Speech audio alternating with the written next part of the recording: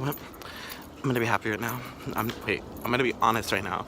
I'm not happy with the current uh, series of events that just unfolded. You know, and at this point, I shouldn't even be surprised. You know, because I do this to myself all the time. Hooked up with another guy, same guy. So we're familiar, and it wasn't bad. We both finished. We actually surprisingly both finished at the same time, which never happens. It's never happened. And yeah, so this is the walk of the shame, and it's a really fucking long walk of shame if you ask me. It's not even done yet though. Gotta walk all the way that way. And this street is kind of sketchy and suspicious because, well, not sketchy and suspicious, it's just a little sketch for me to be here because my mom lives just like right down the street. And she takes this street and to go to my house, to go to Walmart, to go do a lot of good and normal and sane things. And not this, and not anything that I do. But that's just me, and that's just what I'd like to do. I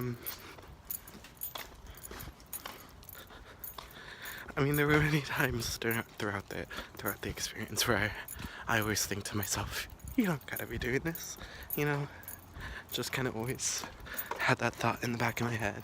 Just like, you could go home. You could ask to go home. He's a nice guy. He'd let me go home. It's not like I'm trapped there,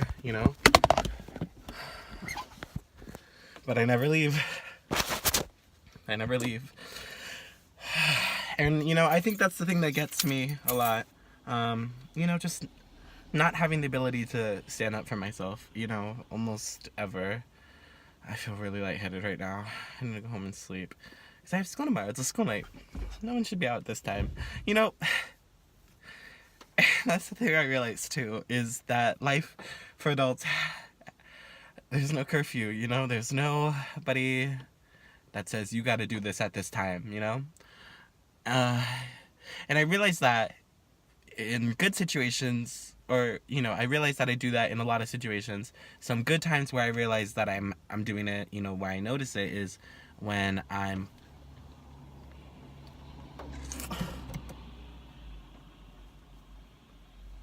and when we both finished, I was like, oh, that was really good. I liked that. I loved it, Kind of being honest with them. And it's just, I always go back. So I don't know why I'm bitching right now. Sorry, I didn't mean to use that word in that context. I hate to be a Debbie Downer, but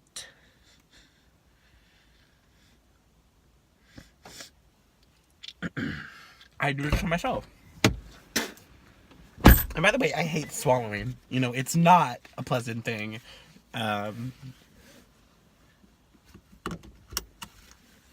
do it to myself. There's no one else to blame but me for this.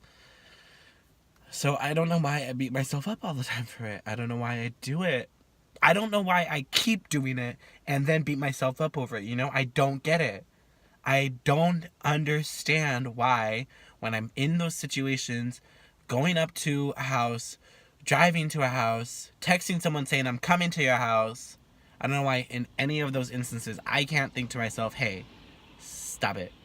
Don't go. It's like... And I know that it's as simple as just saying don't go and not going, I've done it before. But I mean, there are just these times, I don't know what it is about those moments and those times that just make me so not able to stop and not able to say no and things like that. And it gets even worse when I actually am in the situation, because there are many times when I don't want to be there anymore and I can't get myself to say, hey, I want to leave.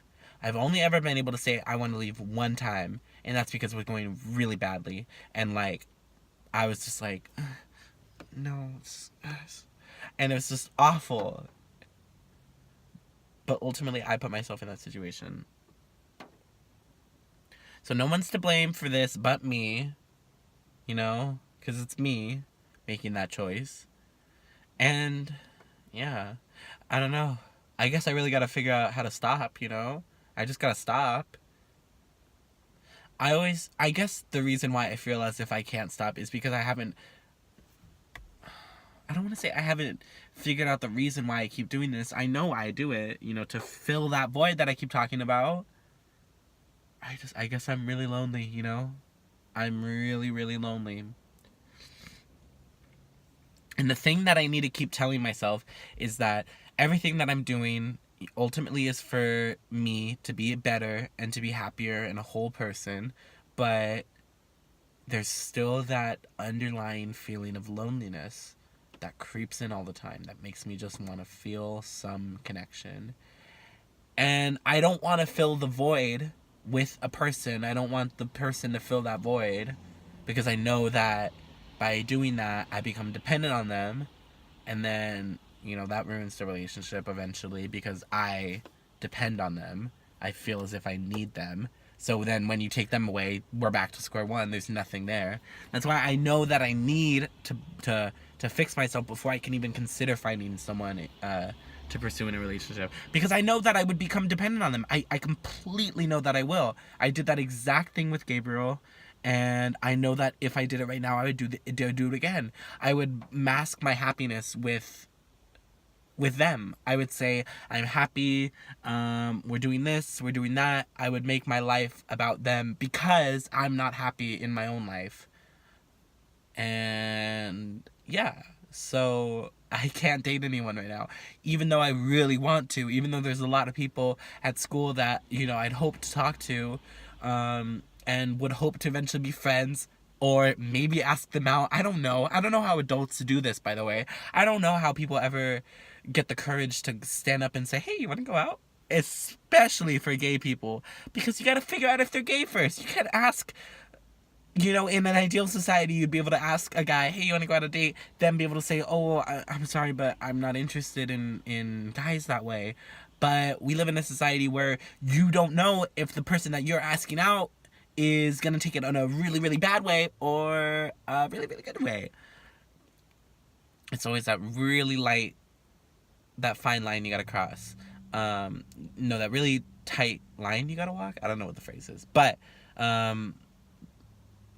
And that sucks. We're gay, not just gay people, but everyone in the LGBTQA plus community has, in one way or another, in some form or another, we've just never been educated on how to date and stuff, and how to have sex safe, and how to, that kind of stuff. We never got the chance in high school to have that romantic crush or whatever and pursue it and have it fall apart and have the whole school talk about it or whatever. That kind of thing. We didn't get that. We didn't get the opportunity for that because we had to hide ourselves in the closet. And I did for the most of my life. I was kind of out in like 11th and 12th grades. I could have done more things, but you're still just scared. And a lot of the behaviors that I developed in 11th and 12th grade when I became gay, not became gay, when I, came out that I was gay, they're still stuck with me. That attempt to fill that loneliness, that attempt to fit in with the LGBT community, I guess. And I don't know. I'm still doing it.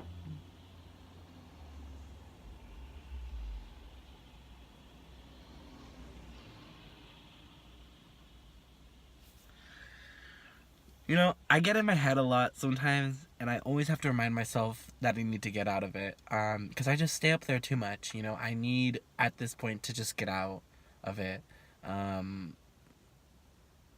It's not helpful to escape anymore. And, I find myself in class sometimes sitting there and just like,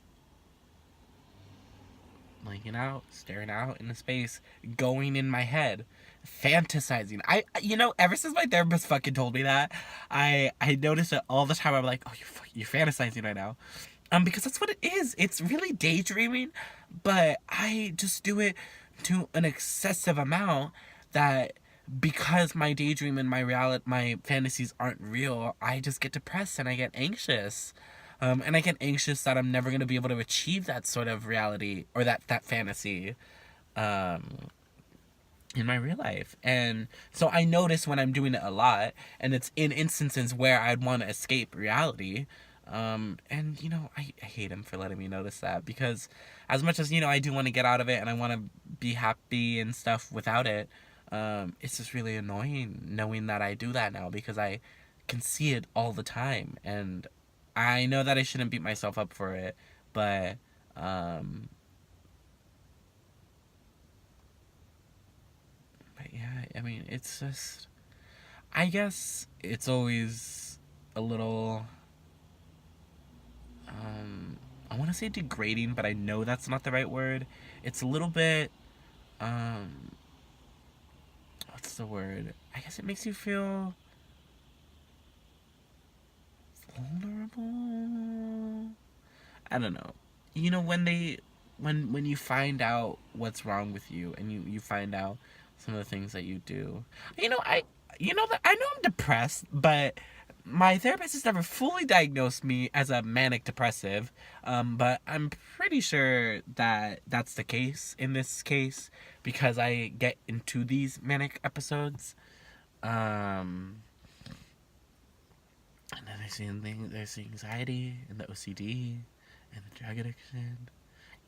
It just piles on and it piles on. And I don't want to be defined by those labels, but I mean, those are the things that I'm dealing with. And it just makes you feel hopeless sometimes, and defeated. It makes you feel defeated. I like to use that word. I don't like to use it, but it's a good word to describe how I feel sometimes. Just defeated. I feel as if my mind is constantly beating me up and trying to tear itself up. And it's just, at the end of the day, you feel defeated. You feel so exhausted that you had to go through all that. And I know I say it for life and things, no one's making these decisions but me.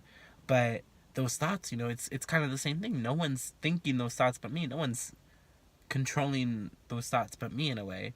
And I know that I have that sense of, I have a feeling of a lack of control sometimes, but ultimately I can, and I have the capability to decide things for me. It's just really hard to do so sometimes, because I get paralyzed by the fear of not being able to attain that fantasy. Yeah, so that's that.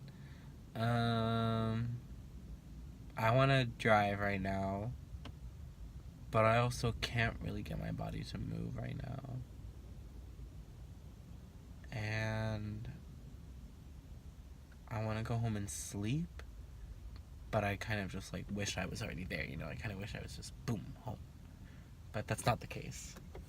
So I'm gonna leave. I'm gonna try to stop beating myself up over it. I did it, already. It's in the past. I'm just gonna go home and go to bed. I'm not gonna take a bath or anything. Maybe I'll wash my mouth with some mouthwash. Tomorrow will be a better day.